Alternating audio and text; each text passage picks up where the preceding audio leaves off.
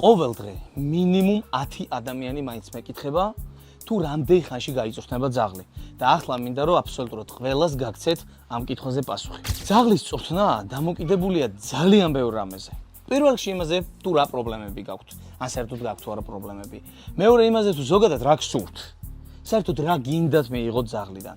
მე არის კიდე ის მომენტი რომ არსებობს 4 ტემპერამენტის ტიპი და ძალიან დიდი მნიშვნელობა აქვს თუ თქვენ ძაღლში ამ ტემპერამენტის რა ბალანსი მდგომარეობს.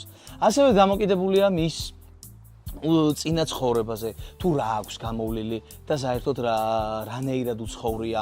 დამოკიდებულია იმაზე, თუ რა პირობებში უწევს ცხოვრება, ბინაში თუ სახლში. ასევე დამოკიდებულია იმაზე, თუ რამდენი ხართ ოჯახში. დამოკიდებულია კიდევ თქვენს დღის რუტინაზე, თუ რამდენად მეტ და ნაკლებ დროს ატარებთ ძაღლთან. კიდევ ძალიან ბევრ რამეზე არის დამოკიდებული და მარტივად რომ გითხრათ, წვრთნის ხანგრძლივობა კატასტროფულად ინდივიდუალურია.